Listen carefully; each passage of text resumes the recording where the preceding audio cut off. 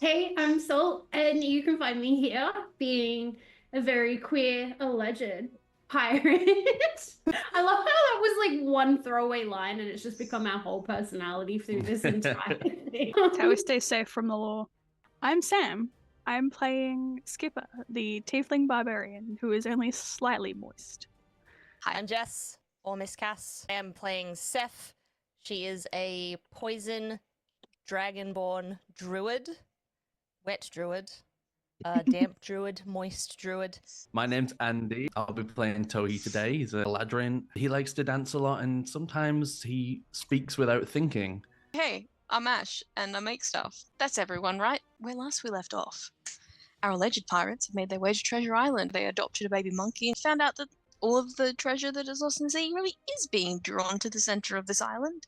They found a real big fucking dragon and murdered it real good. And then also found an Afriti bottle.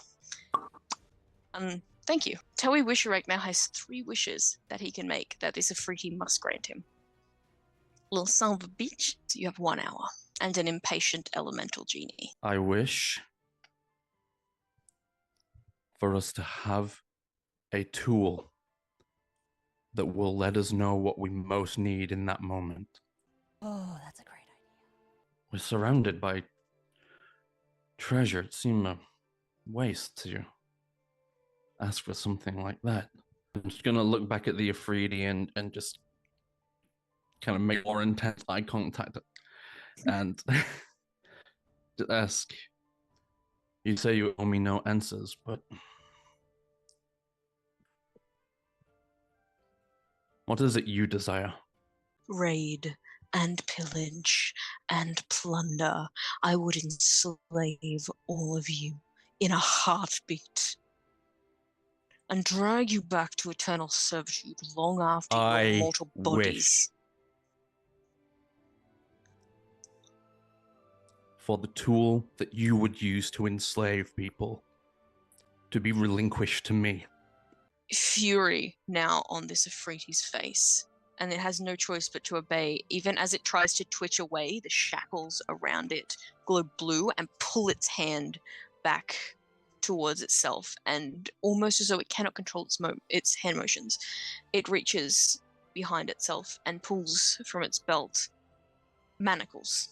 I wish for all those that are hunting myself or the entity known as Turbis Epos to cease their actions and forgive all transgressions against us. Hatred, not just of you, but of the very notion of your freedom. And again, it has no choice but to obey, and its hands come up in front of you, and you see it straining against its bonds to reach you, and the shackles disappear as it clicks its fingers, and it growls and launches towards you. As the bottle in your hands splinters open into a portal, the Afriti is pulled through and sealed behind it. I just immediately snap my necklace off that I've been wearing.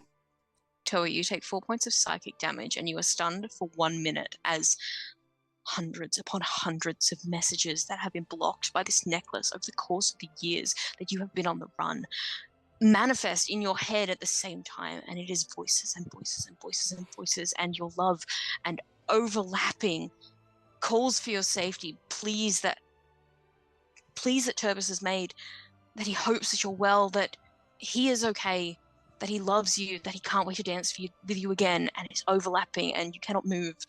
And the next minute you just stand there hearing years worth of your partner's love and fear for you. Toei, mate, are you okay? The voices recede. Yeah. I think I'll be okay. Did you want a hug? Yeah. That might help. You notice very easily that as you've been walking all around you, the vines that cover these trees like a lattice have started growing thorns as you pass. I would like to cast Speak with Plants. You draw your finger along the safer length of this vine, and you hear dozens of voices around you coming from the vines. You hear, fresh blood, we thirst. It has been too long. You're While free. we were running away, Mhm. Pen was screaming, "I'm not having a good time right now." Penelope, in the back of your head, you hear a little voice, and it just says, "Oh, sweetie, I know it's been a while, but I can show you a good time." And the rest of you watch as, in a flash, Penelope is transported out of the jungle. Penelope, you are very familiar with the place that you end up as you fall from a ceiling onto a bed. It is warmer here, Oh no. and it smells a little like smoke here, and you are in the bedroom of Glasia, daughter of Mephistopheles, princess of the hells, your ex-girlfriend. Hey Penny, long time no see. Just wanted to talk. Are those body parts in your bag, or are you just happy to see me? I don't want to step foot on that horrible little material plane that you're gallivanting around on, and I need you to fetch something for me. At the heart of that island, there's a little trinket I want you to pick up for me. I want the Gjallar horn. If I grab this for you, Glacia, will this be the last thing I own you?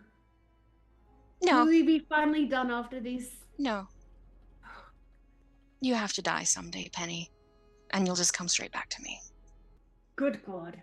I can't believe I ever saw anything in you. Please send me back. Wow, hurtful.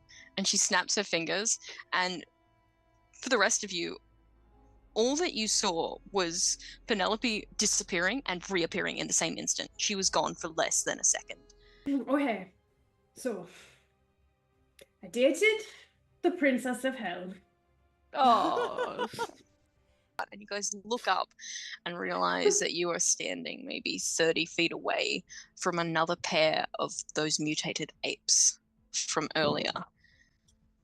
And they look at you and you look at them. And as you're rolling initiative, let me tell you what you notice. They are sitting at what looks like a table. Like it is a big ass chunk of wood that has just been stuck in the middle of it with two little log stools. There is a fire with like a rotisserie, which has the remains of some kind of humanoid on it, has been charred and eaten. And in the middle of this table is maybe a 8-inch tall glass jar with the brightest, most beautiful flowers in it you've ever seen. These two have walked out into the clearing. The apes have looked up at them and just started to stand up from this little dinner setting. And like, were they on a date? That later. If they were, we Um, fucked it up real bad. Oh, we Don't ruined a interrupt me, date. mate. Oh, We're on a date. That thought briefly crosses through Skipper's mind before she pulls out Arcade and goes to do a surprise swing on one of them. And with the natural 20, I would like to cast Thunderwave fuck yeah, you do. and then just upend everything. Really Yes. ruin this date. I like to think that it happens the second that Skipper swings the axe for a second time. It's like carving through a wave as it crests and hits the shore. It's a splash.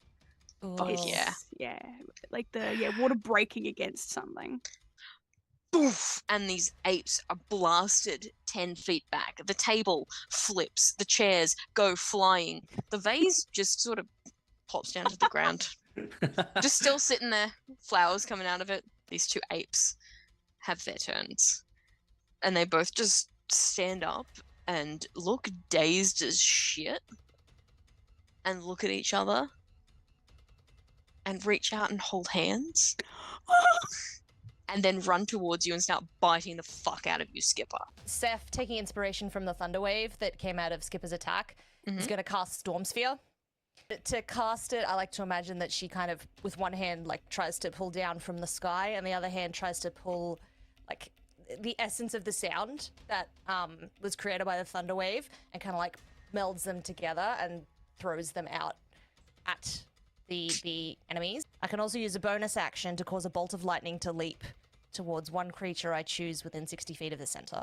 I'm gonna back away as far as I can towards the trees. Very because fair. I probably look jammy and delicious from all that like sap or dew or whatever is on me. So I'm gonna try and get away from them. And you watch as this lightning hits it, you see every bone in its body. It's like a fucking cartoon as the lightning illuminates it, and it is on its knees, still holding hands, and it looks so close to death.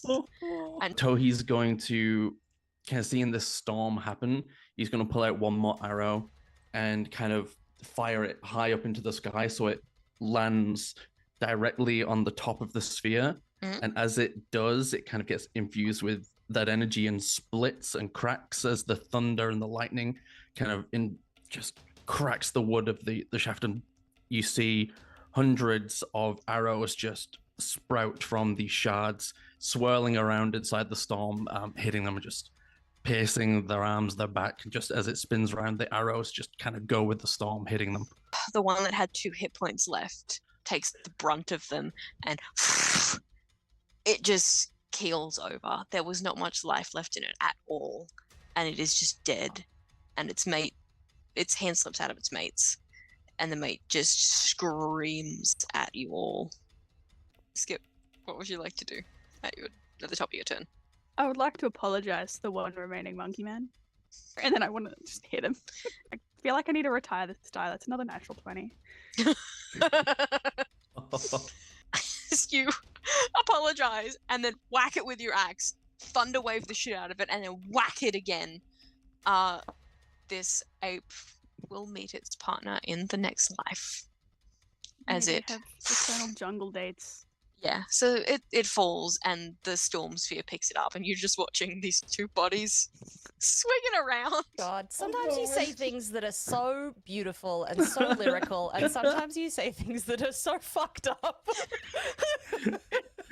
As the storm dies, just to the northwest, 2 bodies yeeted back into the jungle. Fuck it up. Northwest though, so we're not gonna accidentally run into them again No, and have to think about what we've done. no, unlikely. So as this storm dissipates, you see sitting on the ground, looking unharmed, is a twinkling vase of flowers. The vase of unwilting flowers, if I can remember correctly. I think flowers that go in that don't wilt. They are beautiful. You have successfully found one of the items on Queen Grace Tidesong's wish list, if you will. Yay! Yay! We did it, team! Congratulations, guys. We're the best And- at adventure. You are the best at adventure. And we were so cool while we did it. You looked so cool while you did it.